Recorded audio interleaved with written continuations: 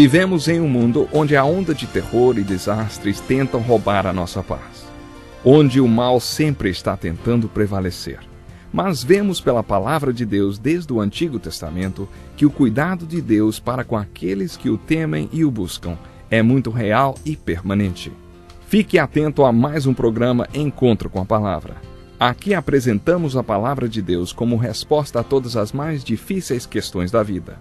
Agora com você, Pastor Edson Bruno.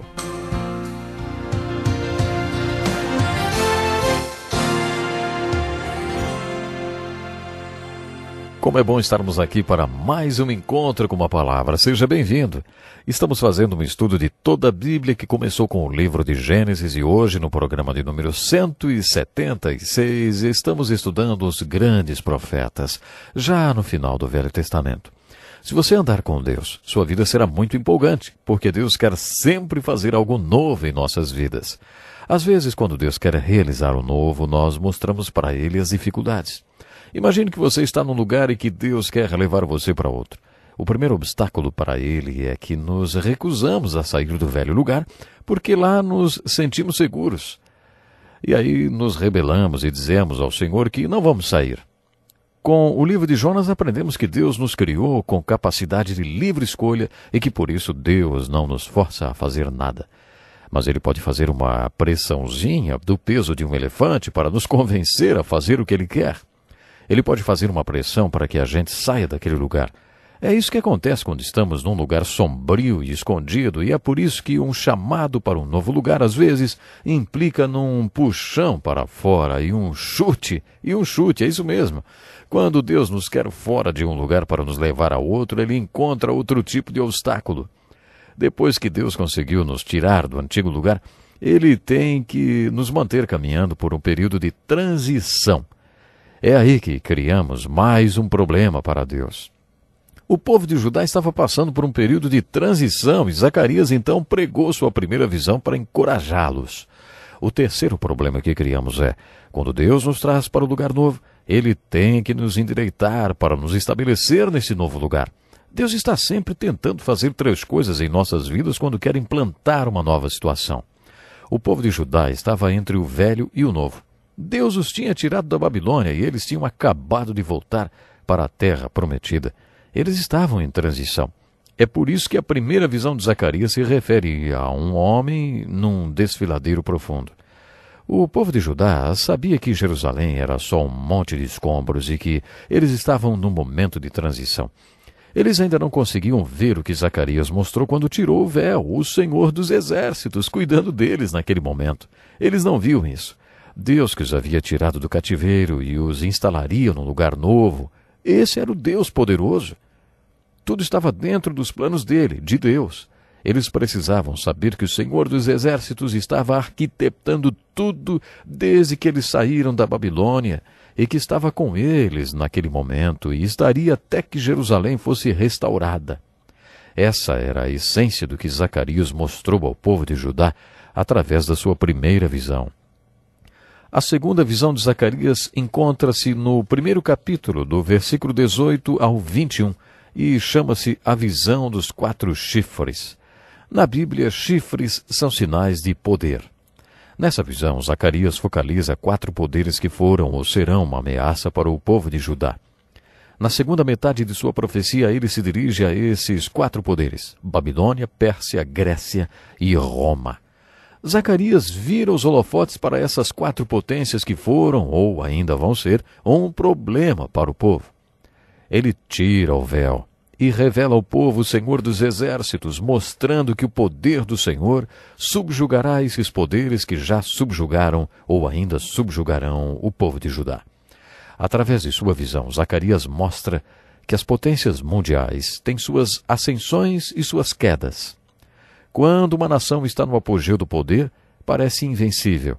Era difícil pensar que a Síria, a Babilônia e a Pérsia cairiam. Mas Zacarias mostra ao povo de Judá um poder superior ao poder desses impérios, o Senhor dos Exércitos. Deus dá o governo a quem Ele escolhe. É Deus quem determina qual nação será a próxima potência mundial. Deus deu a Zacarias a visão do estado de escombros de Jerusalém e depois que o véu cai, ele mostra ao povo de Judá a Jerusalém restaurada. Zacarias mostra que um dia Jerusalém não vai precisar mais de muros, porque o Senhor será o seu protetor. Ele também mostra ao povo de Judá que a cidade de Jerusalém será tão grande que será impossível medi-la. Ele mostra como será a Jerusalém do fim dos tempos. A quarta visão de Zacarias, no capítulo 3, fala do grande adversário do povo de Deus e dá a visão do diabo. Querido ouvinte, eu não sei se você acredita no inimigo. Se você não acredita, provavelmente ele tem você exatamente onde ele quer. Se você acha que o diabo é uma piada, saiba que Satanás é mestre em enganar.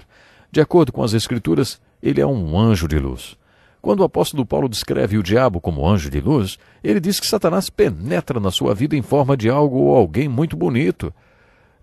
Satanás é uma personificação do mal. Como seguidores de Cristo, precisamos reconhecer que Satanás tem muito poder. Quando Jesus confrontou o diabo, ele se dirigiu diretamente a ele.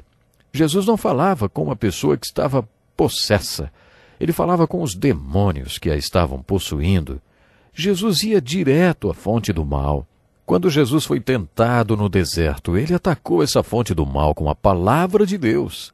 Desta vez, Zacarias tem uma visão bem realista do diabo e mostra ao povo de Judá o seu adversário. Primeiro, ele fala de Josué, o sumo sacerdote, cujas vestes estavam sujas, impuras, o que simbolizava que naquele momento o povo de Deus estava em pecado. Eles foram para a Babilônia por causa do pecado e ainda não tinham experimentado o reavivamento espiritual. Por enquanto, aquele era o retorno geográfico do povo de Judá, mas eles ainda não tinham voltado para Deus. Nessa quarta visão, Zacarias focaliza o problema dos pecados não confessados. Eles tinham que reconstruir o templo de Deus, mas e depois? E depois, hein? Será que eles poderiam exercer a função de sacerdotes santos no templo? Por isso, Zacarias mostra Josué com as vestes impuras e o adversário acusando-o dos seus pecados. O diabo é o grande acusador do povo de Deus. O livro de Apocalipse diz que Satanás acusa os filhos de Deus dia e noite. Mas esse livro também mostra que Satanás será derrotado. E aí teremos um reino de poder e glória. Lemos no capítulo 8 de Romanos. Quem fará alguma acusação contra os escolhidos de Deus? É Deus quem os justifica. Deus trabalha para que o povo dele seja declarado justo. E é isso que significa a palavra justificar. Jesus Cristo morreu na cruz pelos nossos pecados. E Deus nos declarou justos porque pusemos nossa fé e confiança na morte de Jesus Cristo pelos nossos pecados. Se nós ainda nos sentimos acusados e condenados, quem está nos fazendo sentir acusados e condenados, hein? Quem está nos acusando? Satanás é o acusador e, às vezes, ele usa outros cristãos para acusarem um irmão. Se você se vir apontando o dedo para um irmão, cuidado, hein? Você pode estar sendo um instrumento de Satanás. No capítulo 16 do Evangelho de Mateus, lemos que Jesus perguntou aos apóstolos: Quem vocês dizem que eu sou? Pedro respondeu: Tu és o Cristo, Filho do Deus vivo. Jesus olhou para Pedro e disse: Isto não foi revelado a você pela carne ou sangue, mas por meu Pai, que está nos céus. Era o Espírito falando através de Pedro. Depois Jesus contou aos discípulos que iria morrer na cruz, e Pedro disse: Nunca, Senhor, isso nunca te acontecerá. Jesus olhou para Pedro e disse: Para trás de mim, Satanás. Jesus nem se dirige a Pedro, mas fala direto a Satanás. Aquele era Satanás falando através de Pedro. Se Satanás podia falar através de Pedro, você acha que ele pode falar através de você? Isso pode acontecer quando, por exemplo, você estiver acusando um irmão, porque Satanás gosta de acusar os irmãos. Mas um dia Deus vai acabar com esse poder de Satanás. De acordo com o livro do Apocalipse, nós teremos a glória e a força do reino de Deus. Esse é o significado da quarta visão de Zacarias. Josué, o sumo sacerdote, é ilustrado com suas vestes impuras, sendo acusado por Satanás pelos seus pecados.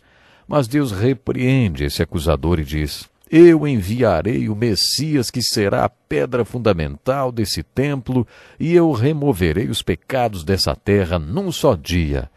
Zacarias remove o véu e revela o Messias, que removerá os pecados dessa terra num só dia. A quinta visão de Zacarias refere-se a um candelabro. Ainda hoje o candelabro simboliza os centros de adoração do povo hebreu. Imagine esse candelabro com 7 chamas mantidas acesas por azeite. O foco de Zacarias é: o povo foi chamado para ser a luz do mundo, através de quem a palavra de Deus é anunciada para todo mundo. E lá estavam eles, um monte de maltrapilhos num monte de entulho, e Satanás jogando isso bem na cara deles. Mas aí Zacarias tira o véu. Não por força, nem por violência, mas pelo meu espírito, diz o Senhor dos Exércitos. As boas novas por trás do véu, na quinta visão de Zacarias, são: vocês não precisam de um exército, nem de poder político ou bélico, mas do Espírito, diz o Senhor. Mesmo sendo poucos e fracos, Deus ia fazer através do seu Espírito. No dia do Pentecostes, 400 anos depois, Deus cumpriu a visão profética de Zacarias. Mas será que eles levaram a palavra de Deus para todo mundo? Claro que sim. A última visão de Zacarias foi de um pergaminho que voava. Esse pergaminho tinha 9 metros de comprimento e 4,5 de largura. Para compreendermos essa visão, devemos entender que o povo de Judá tinha consciência do fato de que existia muita malignidade no mundo. E esse pergaminho mostrava que Deus tem poder sobre o mal. Às vezes as pessoas perguntam: como Deus pôde permitir o Holocausto? Nele morreram 6 milhões de judeus. Também podemos ver por outro prisma e pensar que Deus pôs um fim ao Holocausto com a aliança dos países aliados, que desmantelou o sistema que matou tantos judeus. Essa é a mensagem do pergaminho voador. Deus conhece o poder do mal e pode impedi-lo. A aplicação dessas visões de Zacarias é: qual é o seu problema? Quais são as circunstâncias trágicas que você está enfrentando? A mensagem de Zacarias é: tire o véu e veja o Deus invisível. Veja Deus trabalhando por trás das cenas, resolvendo seus problemas e fazendo você amadurecer nesse processo. Em cada visão, Zacarias focalizou algo que o povo podia ver, algo assustador, terrível e desanimador. Mas depois ele tirava o véu e mostrava o poder de Deus e como Deus triunfa diante das mais adversas circunstâncias. A beleza do ministério de Zacarias está na esperança da vinda do Messias que ele anunciava ao povo de Deus com suas profecias messiânicas. Quando o Messias vier, reinará como sacerdote e rei na Jerusalém restaurada do milênio. Cada um de nós deveria pedir a Deus uma visão dele trabalhando por trás dos nossos problemas. Que nós também vejamos todo o bem que o Senhor fará, como o povo viu através das profecias de Zacarias. Veja, enxergue o Senhor dos Exércitos e que Ele está no controle de tudo. Até o próximo programa.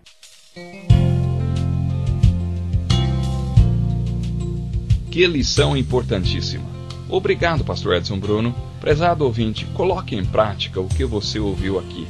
Sem dúvida, sua vida será grandemente abençoada. Este é um estudo escrito pelo Dr. Dick Woodward, na voz do Pastor Edson Bruno. Escreva-nos e solicite o material. Nosso endereço é Encontro com a Palavra, Caixa Postal 2011, CEP 89201-970, Joinville, Santa Catarina. Até o nosso próximo Encontro com a Palavra.